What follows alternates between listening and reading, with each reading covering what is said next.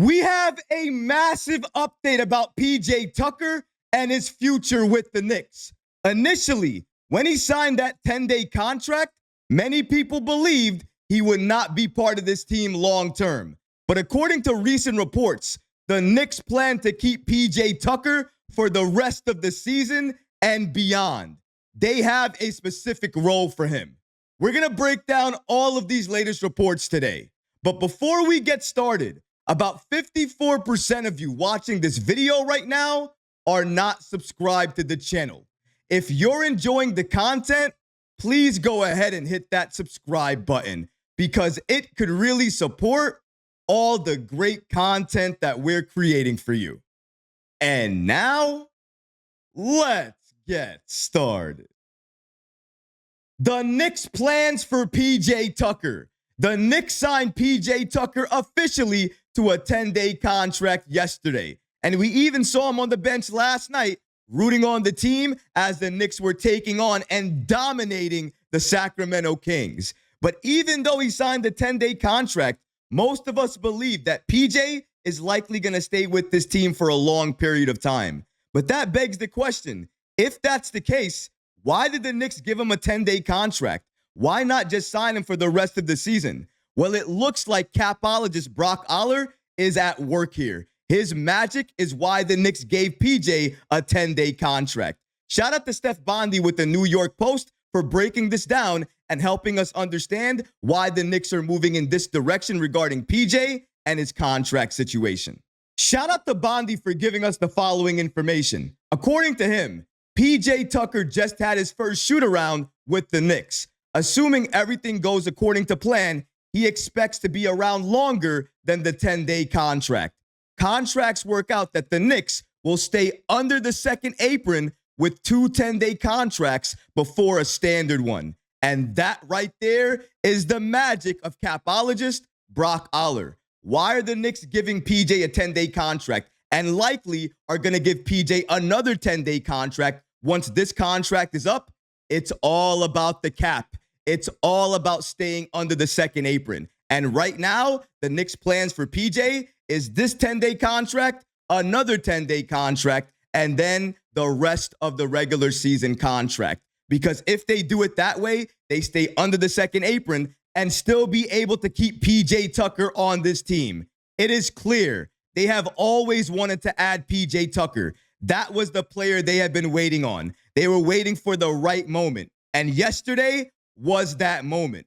Now that they have PJ Tucker on this team, what is his role going to be on this roster? We saw last night, after Josh Hart hit a couple of threes, he pointed in PJ Tucker's direction, basically indicating that before the game, Tucker was talking to Josh Hart and saying, don't hesitate. Trust your shot. If you're open, you have to take it. And it looks like, at least for last night, Josh Hart took that advice and it worked out. But are we ever going to see PJ Tucker take the floor? What is his role going to be with this team? Well, shout out to Tom Thibodeau because recently he was speaking to the media and he clarified exactly what role PJ Tucker is going to have with this team moving forward.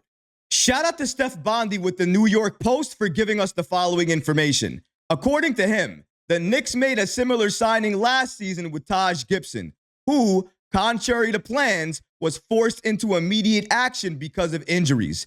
Tom Thibodeau indicated that PJ Tucker will serve similarly as an emergency option.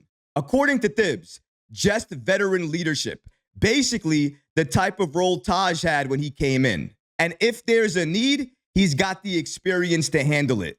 You see, that's my problem right there. It sounds like the only reason they added PJ Tucker was because of that voice, his veteran leadership.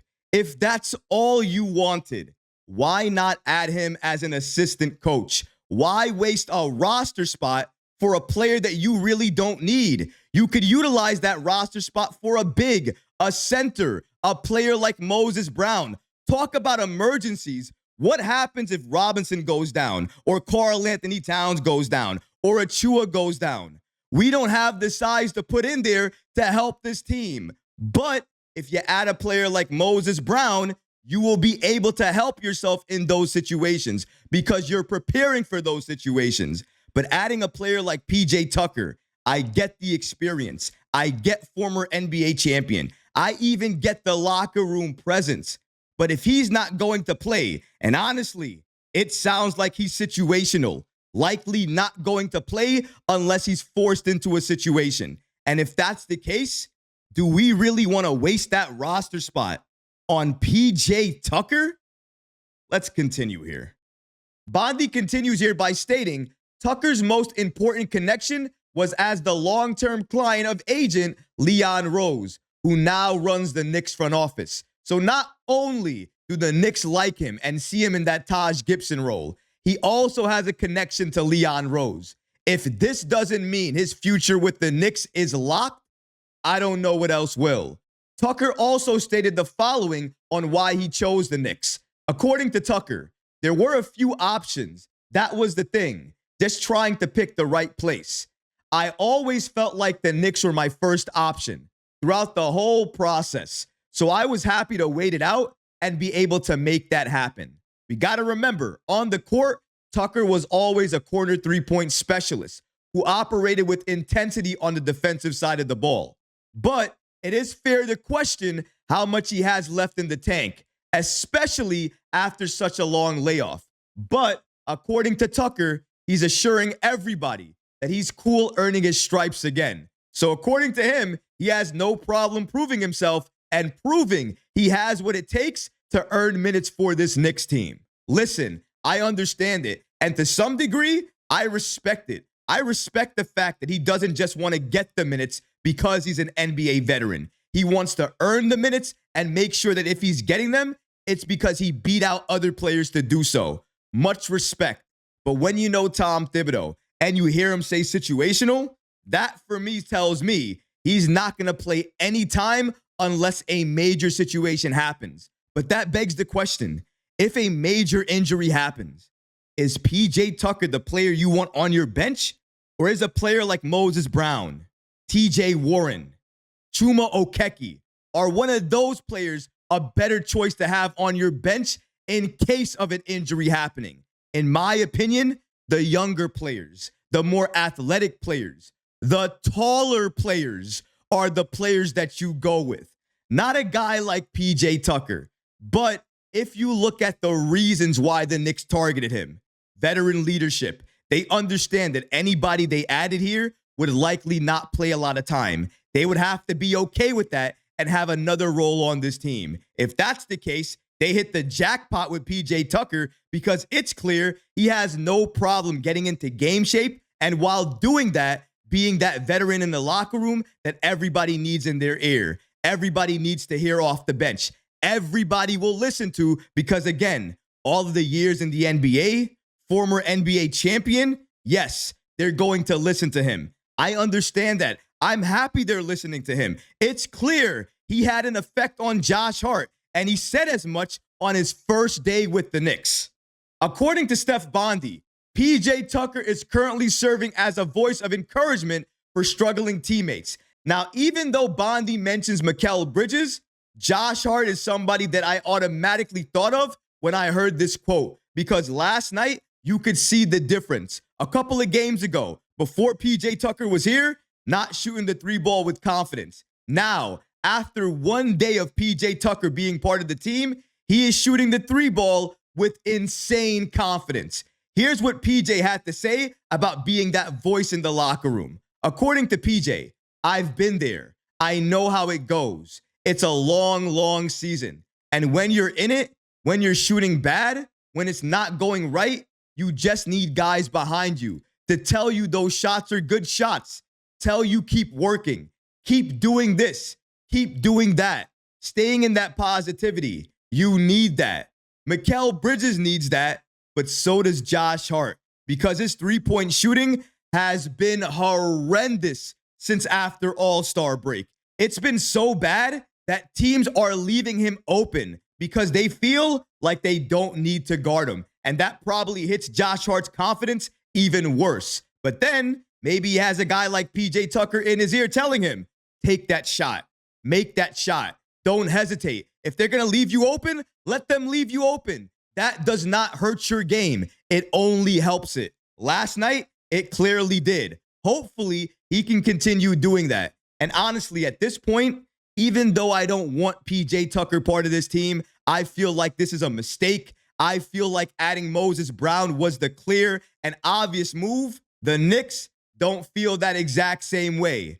They love PJ Tucker. They love what he brings to this team. And clearly, he is going to be with this team for the rest of this season and beyond that into the playoffs. So because of that, I'm not going to continue to hate on PJ Tucker and him being part of this team. It's official. He's here. So why am I going to hate on it? At this point, I can only hope for the best. If he can continue to help out the struggling players that we have in Josh Hart, Mikal Bridges, Deuce McBride, Cam Payne, Preston Achua, whoever else is struggling, I can't hate on this signing, especially if he's leaning into that role, if he wants to play that role, if he wants to be the veteran in the locker room, if he's okay with this, and that's the role that the Knicks are okay with and everybody else is okay with, I can't really hate on it if it's leading to positive results. And hopefully it continues to do that. But as of right now, we saw it last night. We saw what his role is going to be. Encourage this team, root for this team, and have that veteran leadership and that presence in the locker room. If that's going to help us blow out teams like we saw last night, more power to the Knicks. I'll take it. Any victory I'll take. But blowouts, especially in the Knicks' favor, I love those. So shout out to New York for stepping in without Jalen Brunson, locking into their game, and taking care of business. Hopefully they continue to do that on this road trip. But what about you guys? What do you think about the Knicks and their plans for PJ Tucker? It is clear they are going to keep PJ Tucker for the rest of the season. And as for his role, he's going to be situational, playing that Taj Gibson role. Let me know how you feel about that in the comment section below, guys, because honestly, I would love to hear from you. But that's going to do it for this episode. I hope you enjoyed it. And if you did, go ahead and smash that like button, leave a comment below. And of course, guys, please subscribe to the channel. Until next time, Knick fans, take care of yourself, your families, and each other.